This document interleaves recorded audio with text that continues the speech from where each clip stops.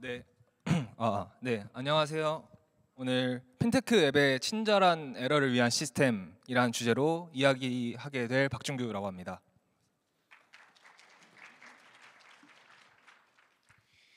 네, 저는 PFCT라는 핀테크사에서 핀테크 서비스를 개발하고 있습니다. 핀테크 서비스를 개발하면서 저희 iOS 팀이 어떻게 에러를 좀 전략적이고 친절하게 노출할 수 있는지에 대해서 고민했었던 부분들을 오늘 좀 시나리오 형식으로 간략하게 공유 드리려고 합니다. 핀테크 앱에서는 왜 친절한 에러가 필요할까요? 저희가 사용하는 서비스의 종류는 보시다시피 매우 다양한데요. 사실 어떤 서비스를 사용하던 간에 우리는 서비스를 사용하면서 에러가 발생하기를 바라지는 않습니다. 예를 들어 배달을 시킬 때 아니면은 인스타그램에서 게시물을 업로드할 때 상품들을 구경할 때 에러가 없이 잘 동작하기를 당연하게 기대를 합니다. 핀테크 서비스의 경우도 마찬가지입니다. 핀테크 앱에서 할 수 있는 돈을 출금을 한다던가 이체를 한다던가 아니면은 계좌 잔액을 보는 등과 같이 금융 정보를 확인할 때도 에러가 없이 잘 동작하기를 기대합니다. 근데 핀테크 서비스의 에러는 다른 서비스와의 에러와 온도가 조금 다른 듯 합니다. 예를 들어 인스타그램에서 게시물이 안 올려질 때랑 어떤 금융 앱에서 출금이 안 되는 에러가 발생했을 때를 비교하면 어떨까요? 같은 에러지만 아무래도 사용자는 출금이 안 되는 에러를 조금 더 불편하게 느낄 것 같습니다. 또 다른 예시를 들면 커머스 앱에서 쇼핑몰 상품들이 표시되지 않을 때와 금융 내역, 예를 들어 내가 가진 돈의 계좌 잔액 이런 내역이 표시되지 않는 에러가 발생했을 때를 생각을 해보면 아마도 금융 내역이 표시되지 않을 때를 사용자는 조금 더 좋지 않은 경험이라고 생각할 것 같습니다. 따라서 많은 경우에 금융 앱은 도메인 특성상 에러 발생에 민감하게 됩니다. 돈과 관련이 있기 때문인데요. 따라서 모든 카테고리 서비스의 개발자들은 에러에 대한 고민을 당연히 많이 하겠지만 핀테크의 경우에는 이런 에러에 대한 고민들이 조금 더 도메인적인 관점에서 중요할 수도 있습니다. 저는 현재 스타트업에 재직을 하고 있는데요. 어느 회사이건 간에 시간과 리소스는 항상 부족합니다. 하지만 스타트업의 경우 리소스는 보다 한정적인 상황이고 같은 리소스가 있을 때 다른 도메인이 아닌 핀테크 서비스였기 때문에 이런 에러에 대한 고민이 조금 더 필요했을 것입니다. 이런 에러에 대한 고민은 저희 iOS 개발자뿐만 아니라 모든 개발자들이 다 같이 하게 되고 하나의 앱을 구성하는 서비스를 구성하는 이제 기술적인 레이어는 보시다시피 되게 다양한데요. 그중에 우리 iOS 개발자는 이렇게 사용자와 가장 가까운 곳에 위치해 있습니다. 그래서 iOS 개발자가 사용자와 가장 가까운 곳에 있는 만큼 그 곳에서만 할 수 있는 고민들이 있습니다. 그것은 이제 어떻게 잘 에러를 노출할지에 대한 내용입니다. 그래서 사용자와 가장 가까운 곳에서만 할 수 있는 고민인 어떻게 에러를 친절하게 보여주고 또 전략적으로 노출할 수 있을지에 대한 이야기를 오늘 해보려고 합니다. 네, 저희 iOS 팀 했던 고민들을 가상의 상황으로 재구성했는데요. 에러 시스템이 하나도 없다는 가정하에 점점 친절하게 만들어 나가는 시나리오 형식으로 보여드리려고 합니다. 네, 그래서 다음과 같은 순서에 따라서 에러 핸들링 시스템을 한번 만들어 보겠습니다. 첫 번째로 가상의 상황을 먼저 설정해 보겠습니다. 네, 보시는 화면은 실제 앱은 아니고요. 제가 그냥 가상의 금융 앱을 만들어 봤습니다. 이름도 위에 보시는 것처럼 애플뱅크라고 지어봤습니다. 가정하고 싶은 상황은 어떤 소규모의 팀이 빠르게 이런 핀테크 앱을 개발을 완료했고 팀원들과 같이 이제 테스트를 하려고 하는 상황입니다. 그래서 보시는 것처럼 여느 금융 앱처럼 이체하기나 출금하기 기능이 보이고 또 화면 중간에는 광고 이벤트 화면으로 접속할 수 있는 그런 작은 섹션도 보입니다. 그래서 이제 왼쪽에 계신 분이 iOS 개발자고 오른쪽에 계신 분들이 팀원이라고 생각해 주시면 감사하겠습니다. 개발을 완료하고 이제 팀원들이 테스트를 하는데 좀 빠르게 만들어서 그런지 아무래도 불안정한 상황입니다. 그래서 팀원들이 테스트를 하다 이런 얘기를 하는데요. 이체 버튼이 이상하다. 눌러도 반응이 없다. 그 이외에도 다른 기능들이 좀 잘 안 된다라고 말을 해줬습니다. 뭐 실제 금융 앱에서는 사실 거의 일어나지 않은 일이고 어디까지나 시나리오를 위해서 가정한 상황입니다. 그래서 개발자는 이렇게 생각합니다. 뭐 아직 서비스가 불안정해서 테스트가 하다가 좀 잘 안 될 수 있긴 한데 왜 아무런 반응이 없을까? 네, 생각해 보니 API 에러가 났을 때 핸들링을 좀 빠뜨렸다는 사실을 알게 되고 이제부터 그런 요구 사항에 따라서 에러를 핸들링하는 시스템을 추가하고 또 발전시키려고 합니다. 우선 다른 것보다 에러가 났을 때 에러가 났는지 안 났는지 그거를 사용자가 인지할 수 있는 기능이 먼저 필요해 보이네요. 이렇게 해서 상황 설정을 마무리하고요. 첫 번째로 이제 에러가 났는지 안 났는지 알 수 있는 가벼운 기본적인 에러 핸들링 시스템을 추가해 보겠습니다. 네, 앞으로 설명할 에러 핸들링 시스템은 컴바인 프레임워크를 이용해서 설명하려고 합니다.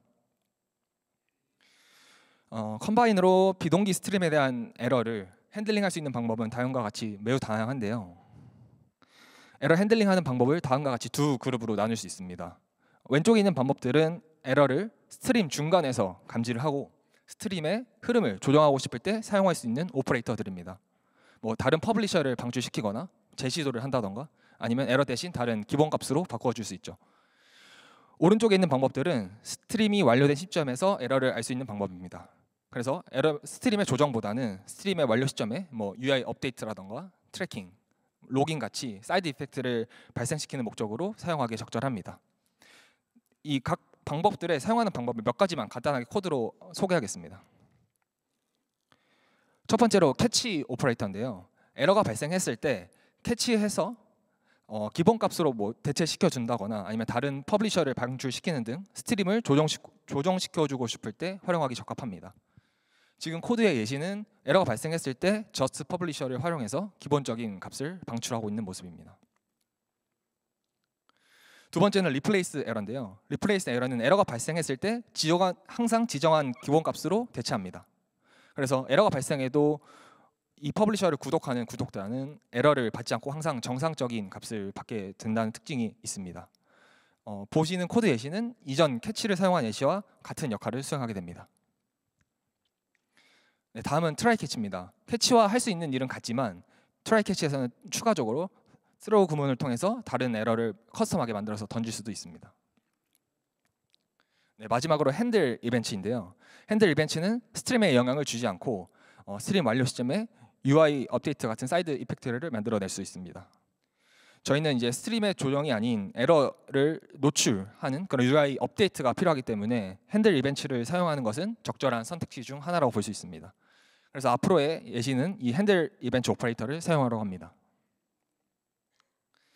이 핸들 이벤트를 사용해서 간단한 에러 핸들링 함수를 만들었습니다. 퍼블리셔의 익스텐션 안에 핸들 에러라는 이름으로 함수를 하나 만들었고 그 리시프 컴플리션 클로저에서 하는 일은 다음과 같은데요. 에러가 발생했을 때 그 에러를 캐치해서 이제 프레젠트 에러라는 함수를 실행시켜 줍니다. 네, 프레젠트 에러 함수는 뭐 그냥 간단하게 에러 모달을 노출시켜 주는 함수라고 생각하면 될 것 같습니다.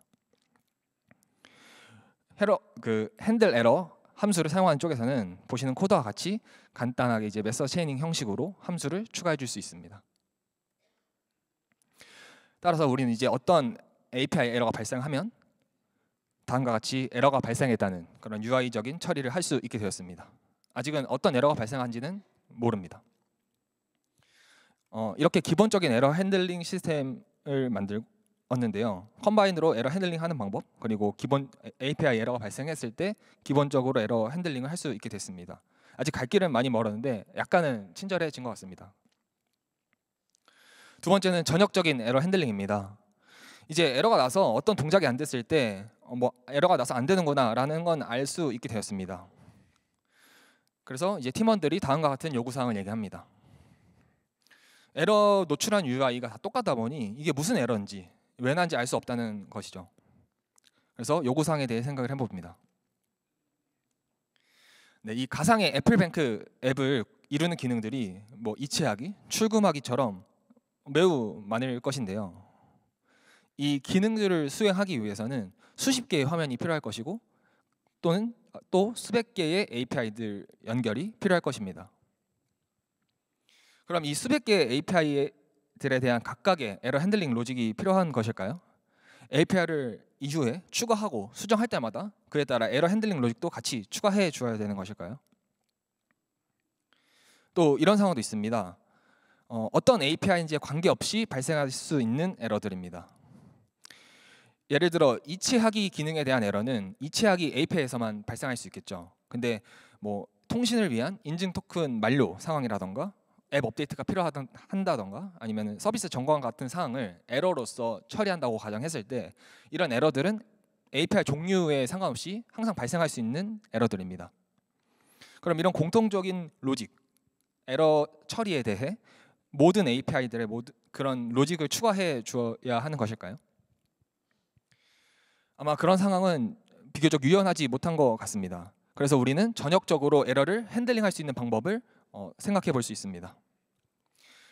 각각의 API 추가하는 것이 아니라 한 번의 처리로 모든 API에 적용시키면서 동시에 요구사항을 구현할 수 있도록 말이죠. 그 전역적인 에러 핸들링이라는 것이 무엇인지 과정으로 보여드리면 이제 테스트를 하다가 출금 기능에서 에러가 발생한 상황입니다. 우리는 먼저 1단계에서 구현해 놓았던 기본적인 에러 핸들링 처리를 해놨기 때문에 이런 모델을 볼 수 있습니다. 그래서 일단은 에러가 나서 안 되는 거야 인지는 할 수 있게 되죠. 두 번째로 뭐 에러에 대한 정보를 서버에서 내려준다고 했을 때 그 에러에 대한 정보를 UI로 매핑시켜서 보여줄 수 있습니다. 정보를 노출시켜 보니까 지금 은행 점검 시간이라 출금 안 됐던 거구나 라고 사용자는 보다 정확한 정보를 알 수 있습니다. 그리고 나서 이제 모든 API에서 발생할 수 있는 에러들에 대해서도 핸들링 해줍니다. 만약 앱 업데이트가 필요하면 그 맞는 모델을 노출시켜줘야 되고 또 뭐 인증이 만료되었다면 그에 맞는 UI를 보여주는 것이 옳은 핸들링이 될 것입니다. 결국 둘 다 업데이트와 인증 만료에 대한 상황이 아니기 때문에 사용자는 은행 점검 시간에 대한 에러를 만날 수 있게 됩니다. 또 다른 예시를 들어보면 만약 어떤 API를 통신했는데 그 인증 만료가 돼서 다시 로그인을 해야 되는 상황입니다. 그러면 어떤 에러이건 간에 무조건 디폴트 핸들링이 수행이 되고 이제 각 단계들을 거쳐서 마지막 인증 만료 상황이 맞다면 이렇게 로그인을 다시 하라는 모델을 노출시켜 줄 수 있습니다. 결국 이런 시스템을 구현해야 되는 것이 우리의 요구사항이라고 생각한다면 어떻게 구현해야 할지 고민을 해야 되는데요. 뭐 구현하는 방식은 여러 가지 방법이 있겠지만 이 과정의 특성을 고려해서 디자인 패턴 중에 하나인 데코레이터 패턴을 사용할 수 있습니다. 데코레이터 패턴을 사용할 때 종종 사용되는 커피 UML 예시인데요. 데코레이터 패턴은 이름처럼 기초가 되는 컴포넌트 위에 이것저것 데코레이팅하는 방식입니다. 에스프레소는 왼쪽에 보시는 에스프레소는 그 자체로 커피입니다. 하지만 우유를 추가하면은 라떼가 되고 그 역시 커피이고요. 또 휘핑크림을 추가하면은 더 맛있어지는 커피입니다. 사실 그래서 어떻게 데코레이팅을 하더라도 모두 커피라는 추상 인터페이스를 따르게 됩니다. 이렇게 에스프레소라는 기초 위에 원하는 방식에 따라 데코레이터를 추가해서 다양한 종류의 커피를 만들 수 있게 됩니다.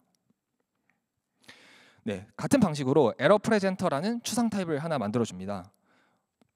그리고 1단계에서 만들었던 기본 에스프레소 역할을 하는 기본 에러 핸들링 로직을 디폴트 에러 프레젠터라고 이름을 짓고 만들었습니다. 그리고 이제 전역적으로 추가하고 싶은 로직을 위해 에러 프레젠터 데코레이터라는 추상 타입을 만들었고 이 추상 타입을 따르는 여러 구현체들을 만들어서 에러 프레젠트 방식을 데코레이팅 해줄 수 있습니다.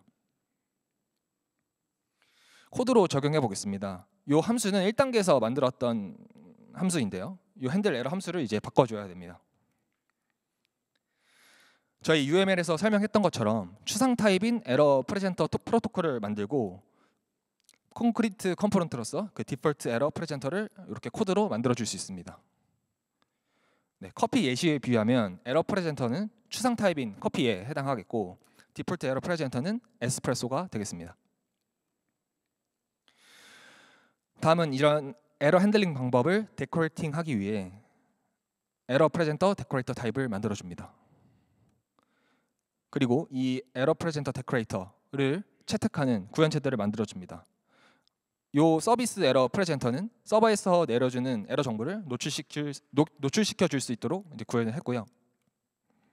뭐 어스 에러 프레젠터인 경우에는 뭐 인증 만료가 됐을 때에 대한 뭐 다시 로그인을 하라 이런 핸들링 처리를 구현하고 있습니다. 그래서 이 핸들 에러 함수에서 에러 모달을 노출시켜 주던 부분이 프레젠트 에러는 이렇게 데코레이터 패턴을 사용해서 핸들링 방식을 좀 변경해 줄 수 있습니다. 먼저 콘크리트 컴포넌트인 디폴트 에러 프레젠터를 이렇게 만들어 주고요. 그리고 에러 프레젠터라는 추상 타입의 인스턴스를 만들어 주는데 데코레이터 패턴의 이름처럼 여러 데코레이터 클래스들을 초기화 함수를 통해서 적용시켜 주었습니다. 지금은 이제 앱 업데이트, 뭐 어스, 서비스 에러 이런 식으로 데코레이팅 해준 모습입니다. 그리고 이렇게 만들어준 프레젠터를 통해서 에러를 보여줄 수 있게 됩니다. 그렇게 되면 우리는 기존에 1단계에서는 어떤 에러인 것 간에 이 모델만 노출시켜줬다면 이제는 전역적인 에러 처리를 통해서 각 상황에 맞는 다양한 모델을 노출시킬 수 있게 되었습니다. 이제 에러 핸들링 시스템은 조금씩 친절해져 가고 있는 중인데요. 네, 마지막으로 화면별 에러 핸들링입니다. 이제 다음과 같은 요구사항이 추가됩니다. 우리가 만든 앱의 홈 화면의 가운데 섹션에는 현재 진행되고 있는 광고 이벤트를 보여주고 있는데 모종의 이유로 인해 그 이벤트 API가 좀 고장이 나서 에러가 자주 발생한다는 것입니다. 근데 홈 화면 접근할 때마다 이 API가 고장 났기 때문에 에러를 봐야 되니까 좀 홈 화면에서는 안 보여줄 수 없냐라는 요구사항입니다. 개발자는 다시 생각을 하게 되는데요. 이 이벤트에 대한 API는 홈 화면 그리고 그 이벤트 화면에서 사용하고 있다고 가정을 하겠습니다. 이벤트 화면에서는 당연히 이벤트에 대한 정보를 노출하는 게 주요 역할이지만 홈 화면에서의 주요 역할은 그게 아니죠. 그래서 이 이벤트 API에 대한 에러가 발생했을 때 이런 식으로 같은 에러지만 그 홈 화면에서는 그냥 그 섹션만 자연스럽게 없어지고 에러를 아예 노출시키지 않는 것이 오히려 사용자 경험적으로 더 좋은 기획일 수 있습니다. 지금 시나리오의 예시는 이렇지만 실제로는 화면에 따라서 다른 에러 핸들링 로직을 구현하고 싶은 상황은 더 다양할 수 있습니다. 뭐 에러를 숨기는 것뿐만 아니라 다른 화면을 보여준다든지 아니면 뭐 특별한 트래킹을 하고 싶다든지 이런 로직이 필요한 것처럼 말이죠. 그래서 이 요구사항을 구현해 보면 이 코드는 2단계까지의 결과물이고 요 데코레이팅 한 부분을 지금은 초기 함수를 사용했는데 조금 더 보기 편하게 네, 이런 식으로 메서드 체이닝을 사용한 방식으로 좀 수정을 해보겠습니다. 하는 역할은 동일하고요. 그렇기 때문에 좀 더 보기 편해졌습니다. 구현하는 방법은 생략하겠습니다. 그래서 이제 그 3단계 요구사항을 위해 이 부분에 로직을 추가해야 됩니다. 예를 들어 화면이 홈 화면이고 에러가 이벤트 API 에러면 에러를 숨겨라 이렇게 말이죠. 근데 이런 요구사항이 n개라면 더 많아진다면 계속 이 함수에다가 로직을 추가하는 것이 좀 좋은 방향일까요?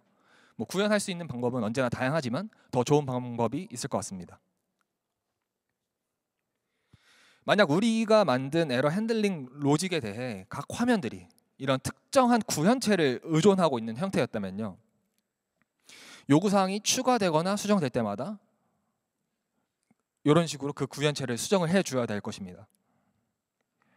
이 추가되는 로직들은 그 구현체를 의존하는 모든 화면에 적용이 됩니다. 다른 화면들은 그 로직이 필요가 없는데도 말이죠.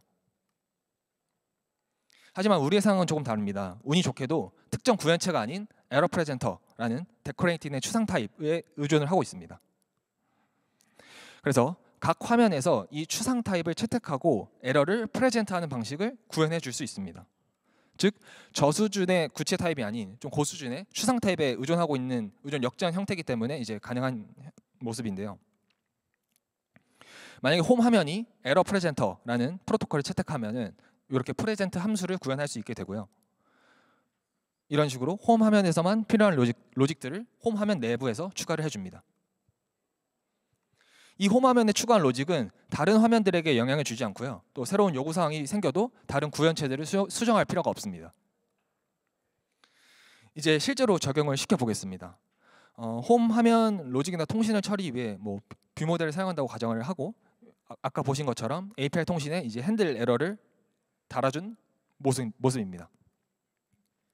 이제 이 화면에서 이런 식으로 에러 프레젠터를 채택해줘서 홈 화면에서만 필요한 로직들을 구현해줍니다. 우리의 요구사항대로 만약 에러가 이벤트 API 에러라면 에러를 숨겨줍니다. 그리고 이 핸들 함수에서는 각 화면에서 핸들이 필요한 경우 에러 프레젠터를 받기 위해서 이렇게 파라미터에 에러 프레젠터 타입의 인자를 추가해주고 데코레이터 함수에 점 스크린처럼 이렇게 화면에서 추가한 로직을 넘겨줄 수 있도록 그런 함수를 추가해줄 수 있습니다.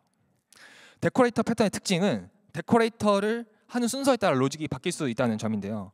우리가 사용한 방식은 어떤 특정 데코레이팅 조건에 해당되면은 그 에러 노출에 대한 로직을 덮어 씌워주기 때문에 나중에 추가된 데코레이터일수록 에러 핸들링의 우선순위가 높아지게 됩니다. 그래서 에러 프레젠터를 채택한 화면에서는 자기 자신을 인자로 넘겨줄 수 있게 됩니다. 로직이 넘어가게 되겠죠. 결과는 다음과 같습니다. 이벤트 화면에 대한 코드인데요. 이벤트 화면에서는 아직까지 화면에서만 필요한 핸들링 로직이 없으므로 그냥 인자가 없는 핸들 에러 함수를 사용해 주었습니다. 그래서 API 에러가 발생하면 이렇게 의도대로 에러가 잘 노출됩니다. 하지만 홈 화면에서는 이벤트 API 에러일 때 특별하게 처리하고 싶어서 에러 프레젠터라는 추상 탭을 채택하고 필요한 로직을 구현해 준 뒤에 인자로 자기 자신을 넘깁니다. 그 결과 이제 이벤트 API에 대한 에러가 발생을 해도 이런 식으로 이벤트 섹션만 자연스럽게 사라질 뿐 에러는 노출되지 않는 모습입니다. 우리 같은 예시는 에러를 숨기는 이제 단순한 로직이었는데요. 이제 이 부분에 실제 상황에 따라 UI 로직뿐만 아니라 뭐 다른 화면을 보여준다든지 아니면은 다른 화면으로 넘겨준다든지 뭐 특별한 트래킹을 한다든지 그런 식으로 더 다양하게 로직을 추가해 줄 수 있게 됩니다. 네, 이로써 화면별 에러 핸들링 요구사항까지 반영하면서 보다 친절한 에러 시스템을 만들 수 있게 되었습니다. 오늘 발표에서는 단순화된 좀 시나리오를 다뤘기 때문에 이제 실제 서비스 환경에서는 훨씬 더 복잡한 상황이 펼쳐질 텐데요. 여기 계신 여러분들이 이제 에러를 친절하게 처리하는 시스템을 구축하실 때 오늘 내용이 조금이라도 도움되었으면 좋겠습니다.